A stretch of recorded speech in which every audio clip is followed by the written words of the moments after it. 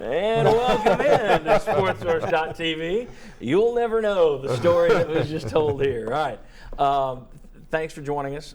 This segment, as always, brought to you by my friends at Jinx Logos. You see the phone number on the desk right there, 865-755-7767. That number will contact you directly to Jimmy Andrews, who is the owner, operator, does everything guy for the company. He's a tremendous asset to me and to any other company that uses him in terms of promotional items, giveaway items, outfits to dress up your sales staff, everybody in the same polo shirt, everybody in the same jacket. They've got tremendous selection of items. They can do the embroidery, they can do screen printing at tremendous prices. Put it all together, and they're just tremendous. Jinx Logos, people say, well, you really like Jinx Logos? Yes, I really do, and you would too if you use them. All right. Guys, it is clear at this point that Tennessee is now a three-color school. For years, Tennessee was orange and white. Now it's orange, white, and gray. And people can say gray's always been on the palette, but nobody's looked at that palette. And the truth of the matter is, as we showed years ago when all this came out, there are about 14 colors on UT's official palette. There's like a pale green and a lobster pink and everything else, depending on how you use it. My question, though, where do you stand on the three-color deal? Boo, because you like tradition, or yay, because it might appeal to the recruits? Boo, because I like the tradition. I mean, Tennessee's orange and white. Now, I don't care them using the gray in their facilities because let's face it, everything being orange and white in your facilities is going to overwhelm you at some point in time. The orange we showed earlier pops off the gray. It does, so that's not a problem. But on the uniforms, that's where you do get into trouble.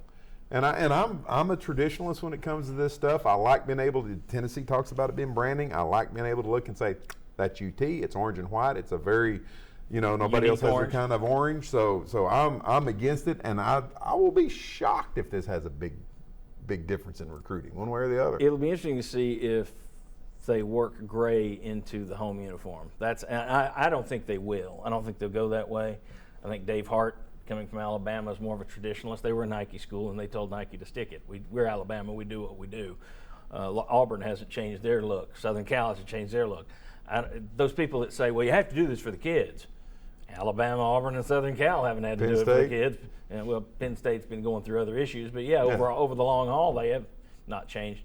Boo or yay on this, Chuck Josh? I say yay just from a standpoint of it can be good. I think it looks good, like you're talking about. The gray can help everything pop as long as you're doing everything the right way. I say use these colors in the Nike change just to clean things up. Look, I guess modernize the look, but don't go wild with your combinations with the uniform. Do what you've done, add a little gray in there. There's also merchandise sales. I think there can be money made for the university, and that's what they're trying to do as well. So from that standpoint, I think it's good. Just don't go over the top. Says the man in the gray jacket. Would you put gray on the home uniform?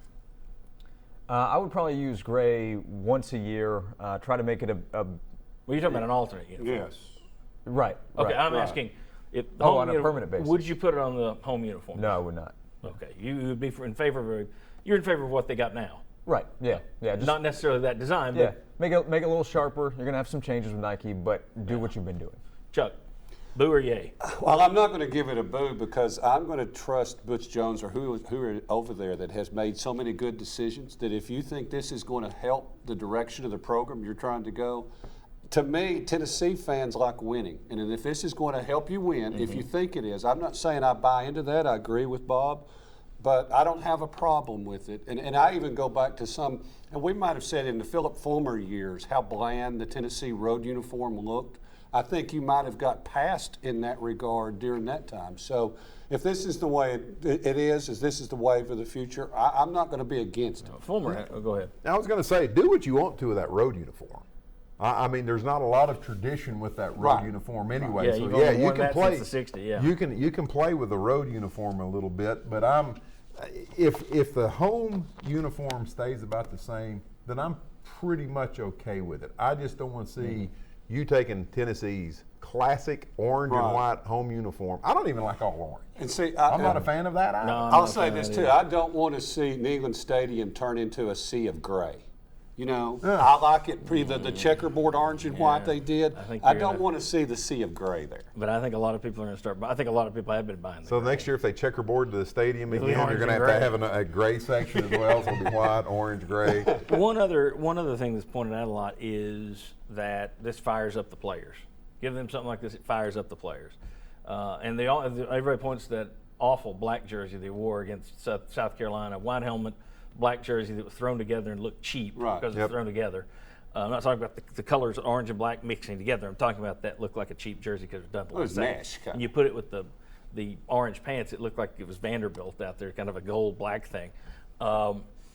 Tennessee did look good that day, but they've yet to win in the gray in football. I mean, so the idea that, this is what we talked about earlier in the show, we talked about, this helps with recruiting.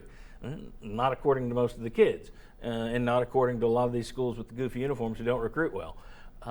Also, the second part is, it helps these kids win games because they're fired up. Hasn't twice in football, and they wore them once in basketball. Didn't win that game either. And remember, Georgia wore a black against Alabama. They had done it before, I think, against Florida. They did it against Alabama, and you had the strength coach. They find video of him in practice saying they're going to a bleeping funeral this week. They think that they're going to bury us, and that actually fired up the opponent. So sometimes you have to be careful. We're online now. This isn't on TV, so you don't have to say bleep. But if it takes a different uniform to get you fired up, don't you have to look at the motivation it takes to get you ready to play? Well, also I think that's a one-trick pony. Right. I mean, that kind of thing may help you one time in a year. I don't have a problem with a little bit of that. But, my problem is overall college football is getting to where every week is a surprise and it's a new uniform and it's this and it's that. And once again, where does it quit being special? Oregon created a brand by having no brand. Yes. Okay? And it worked. And it worked because they were the school with no brand, which made them a brand. Yeah. We wear something different every week. Green, yellow, old, dark green, light green. We have our old Silver. duck, we got the new duck, we got silver, we got chrome. Now everybody's copying that, and it's not working as well. Again, Maryland, everybody's talking about. I know Will West has said that he'd like to see Tennessee become the Oregon, the SEC. Hasn't he made that comment? Yeah, we had that conversation this week. What was the reaction from folks on your show? I was surprised, but a lot of people were on Will's side and said, yeah, bring on. Now, some said absolutely not. I mean, there was that percentage, but I thought it would be more on the, hey, no way, we don't want to be Oregon of the South. And there was, I think, at least the reaction we got that day, I think more said, yeah, bring it on. Let's do more Oregon-style stuff in the SEC.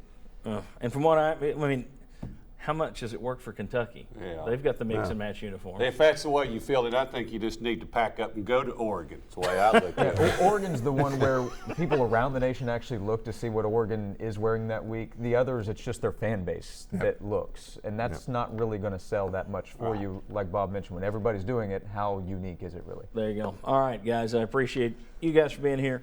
Appreciate you folks for watching at home. We'll see you next Sunday morning at 11 a.m. on WATE 6. Thanks for watching The Sports Source.